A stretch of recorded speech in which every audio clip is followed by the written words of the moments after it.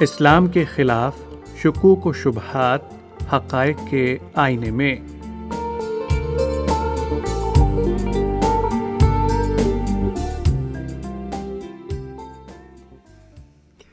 سامعین کرام، السلام علیکم ورحمۃ اللہ وبرکاتہ۔ سعید آبدی پروگرام کی تازہ کڑی لے کر حاضر خدمت ہے۔ آج میں انشاءاللہ تعالی یہ بتاؤں گا کہ رسول اللہ صلی اللہ علیہ وسلم جس طرح قرآن پاک کے مبلغ اور شارح تھے، ٹھیک اسی طرح مستقل بالذات شارح بھی تھے۔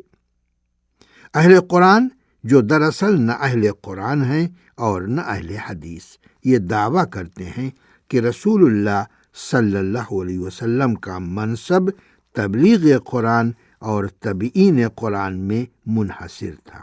آپ کو کسی طرح کی تشریعی حیثیت حاصل نہیں تھی۔ اس دعوے کی قلعی کھولنے کے لیے میں قرآن پاک کی آیتوں سے استدلال کروں گا جو بصراحت آپ کی تشریعی حیثیت پر دلالت کرتی ہیں۔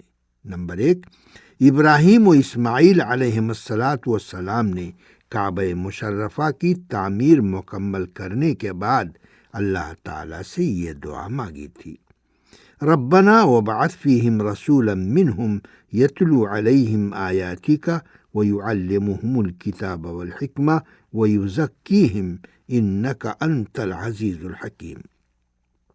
اے ہمارے رب، تو انہی میں سے ایک ایسا رسول بھیج جو انہیں تیری آیات پڑھ کر سنائے اور ان کو کتاب و حکمت کی تعلیم دے اور ان کو پاک کرے۔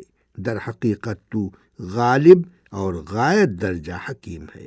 سورہ بقرہ آیت 129۔ یہ آیت کریمہ انہی الفاظ میں ذرا مختلف اسلوبوں میں متعدد صورتوں میں آئی ہے، جس سے اس میں موجود رسول اللہ صلی اللہ علیہ وسلم کے مناصب رسالت کی اہمیت پر روشنی پڑتی ہے۔ مثلا رسول اللہ صلی اللہ علیہ وسلم کے انہی اوصاف کے ساتھ ہی آیت اسی صورت کی آیت نمبر 151، آل عمران کی آیت 164 اور سورہ جمعہ کی آیت نمبر 2 میں بھی آئی ہے۔ آیت میں یتلو علیہم آیاتکا کا مطلب بالکل واضح ہے، یعنی ان کو تیری آیتیں پڑھ کر سنائے۔ اس طرح قرآن پاک کی آیتیں اور سورتیں ان کے نازل ہونے کے بعد لوگوں کو صدا دینے کے ساتھ ہی تبلیغ کتاب کی آپ کی ذمہ داری ختم ہو گئی، یعنی اپنے اوپر نازل ہونے والی آیتوں اور سورتوں کو لوگوں کو صدا دینے کے بعد آپ نے فریضہ تبلیغ کتاب ادا کر دیا۔ اس کے بعد اللہ تعالیٰ نے آپ کا دوسرا منصب بیان کرتے ہوئے فرمایا ہے، وَيُعَلِّمُهُمُ الْكِتَابَ وَالْحِكْمَةَ، اور وہ ان کو کتاب اور حکمت کی تعلیم دے۔ اس فقرے میں حکمت کے معنی سے قطع نظر یہ بات تو ایک مبتدی بھی سمجھ سکتا ہے کہ تعلیم کتاب اور تعلیم حکمت تلاوت کتاب اور تبلیغ کتاب سے بالکل مختلف چیز ہے، اور حرف عطف و واو کے استعمال سے یہ بھی معلوم ہوتا ہے کہ کتاب اور حکمت دو الگ الگ چیزیں ہیں، مگر ہیں ایک ہی جنس کی کہ ان دونوں پر تعلیم کا اطلاق درست ہو۔ اس کو دوسرے لفظوں میں یوں کہہ سکتے ہیں کہ کتاب کی تلاوت اور تبلیغ اس کے الفاظ کو پڑھنے اور سنانے سے عبارت ہوتی ہے، جن میں تلاوت کرنے والا کوئی تبدیلی کرنے یا اضافہ کرنے یا کمی کرنے کا قطعاً مجاز نہیں ہوتا۔ رہی کتاب کی تعلیم تو یہ معلم کے اپنے الفاظ میں ہوتی ہے، اور جب یہ معلم کے اپنے الفاظ میں ہوتی ہے تو لازماً کتاب کے الفاظ پر اضافہ ہوتی ہے اور اس کے الفاظ کے علاوہ ہوتی ہے، مگر اپنے حکم میں کتاب کے مانند ہوتی ہے۔ اس لیے کہ یہ تعلیم کتاب بھی رسول کے فرائض منصبی میں داخل ہے، اور قرآن کی روح سے رسول مطاع ہے، سورہ نساء آیت 64۔ اور رسول کے مطاع ہونے کا مطلب یہ ہے کہ جس طرح قرآن کے احکام واجب التنفیذ ہیں، اسی طرح اس قرآن کی تعلیم بھی جو رسول کے الفاظ میں ہوتی ہے واجب التنفیذ ہے۔ اس سے ایک دوسری چیز یہ معلوم ہوئی کہ جب قرآن محفوظ ہے تو پھر حدیث بھی لازماً محفوظ ہے۔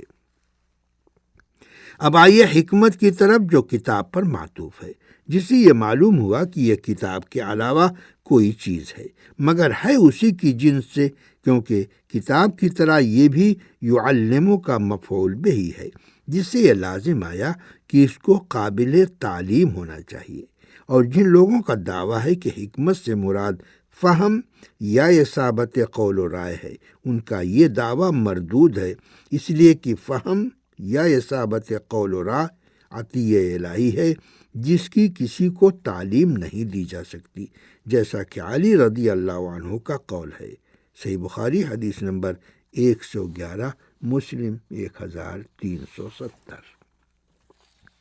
اللہ تعالیٰ نے مذکورہ آیت مبارکہ میں رسول اللہ صلی اللہ علیہ وسلم کا جو تیسرا منصب بتایا ہے وہ وَيُزَكِّيهِمْ ہے، یعنی رسول ان کو پاک کرتا ہے یا پاک کرے، اور قرآنی آیات اور احادیث کی روح سے رسول اللہ صلی اللہ علیہ وسلم صحابہ کرام کا جو تزکیہ فرماتے تھے وہ ان کو اخلاقی بلندی سے آراستہ کرنے اور بری خصلتوں سے ان کو پاک کرنے سے عبارت تھا۔ مثلاً آپ ان کو نیکی، معروف، حسن سلوک، صلہ رحمی اور صدق گوئی وغیرہ کا حکم دیتے تھے، اور ان کو گناہوں کی ارتکاب، قطع رحمی، جارحیت، والدین کی نافرمانی، کذب بیانی اور دھوکہ دہی وغیرہ سے منع فرماتے تھے اور روکتے تھے۔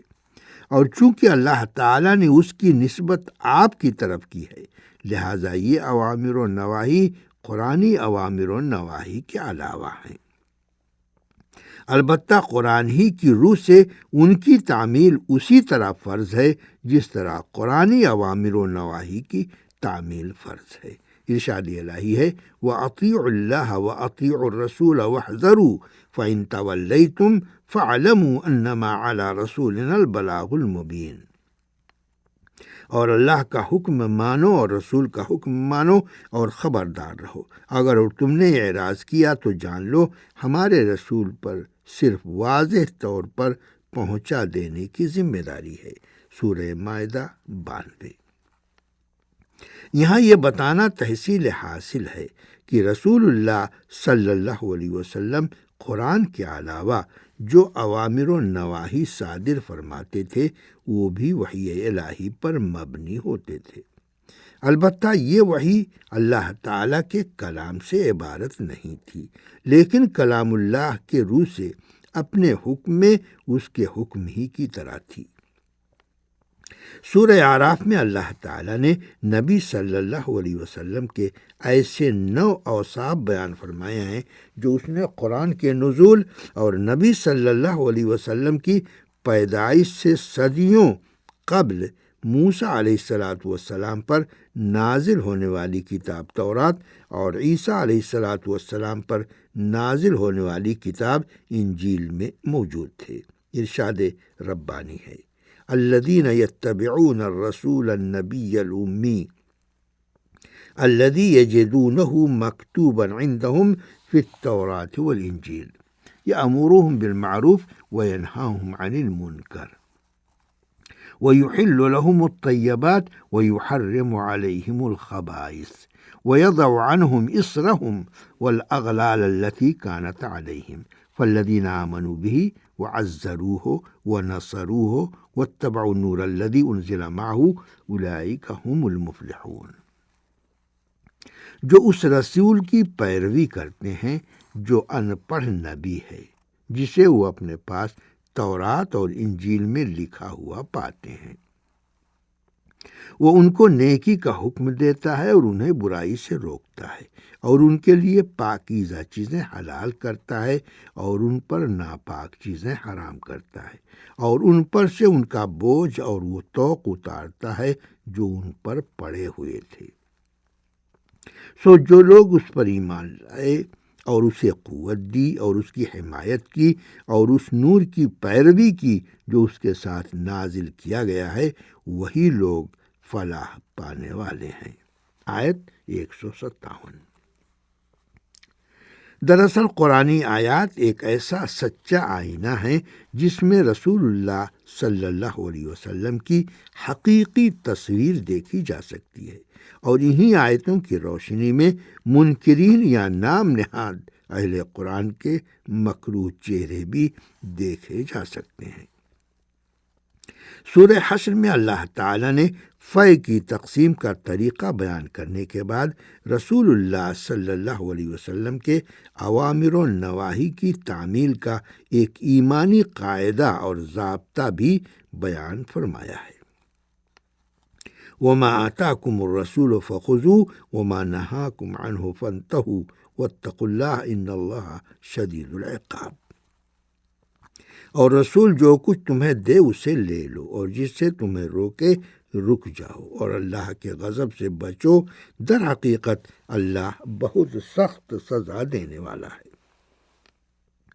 اس آیت میں اللہ تعالیٰ کے ارشاد وما آتاکم الرسول کی تفسیر میں منکرین حدیث جو یہ کہتے ہیں کہ اس سے مراد صرف قرآن پاک ہے، تو ان کی یہ بات اس وقت قابل غور ہوتی جو اس فقرے کے بالمقابل وما منعکم آیا ہوتا، کیونکہ آتا کی ضمیر ضد منع ہے، لیکن اللہ تعالیٰ نے رسول اللہ صلی اللہ علیہ وسلم کی نسبت سے وما نہاکم عنہ فرما کر ان کی اس تفسیر کو باطل قرار دے دیا ہے، اور یہ تاکید فرما دی ہے کہ وما آتاکم الرسول میں قرآن و حدیث دونوں داخل ہیں، لیکن وما نہاکم عنہ میں صرف رسول کے نواہی داخل ہیں، ورنہ اس فعل کی نسبت آپ سے صحیح نہ ہوتی۔ اس طرح صرف ایک آیت سے رسول اللہ صلی اللہ علیہ وسلم کی 3 حیثیتیں ثابت ہوتی ہیں۔ نمبر 1، آپ اللہ تعالیٰ کی بیان کردہ شریعت کو نافذ کرتے تھے۔ 2، اللہ تعالیٰ نے جو شرعی احکام مجملاً دیے ہیں آپ ان کی تفصیلات بیان فرماتے تھے۔ 3، جس مسئلے میں قرآن میں اجمالاً یا تفصیلاً کوئی حکم نہیں آیا ہے، اللہ تعالیٰ کے عطا کردہ اختیار سے آپ اس کا حکم بیان کرتے تھے، اور جن 2 حیثیتوں میں آپ مطاع تھے انہی کی طرح اس تیسری حیثیت میں بھی آپ مطاع تھے، اور آپ کی اطاعت اور فرما برداری فرض تھی۔ آج میں اسی پر اکتفا کرتا ہوں، تو آئندہ ہفتے تک کے لیے سعید عابدی کو اجازت دیجیے۔ والسلام علیکم ورحمۃ اللہ وبرکاتہ۔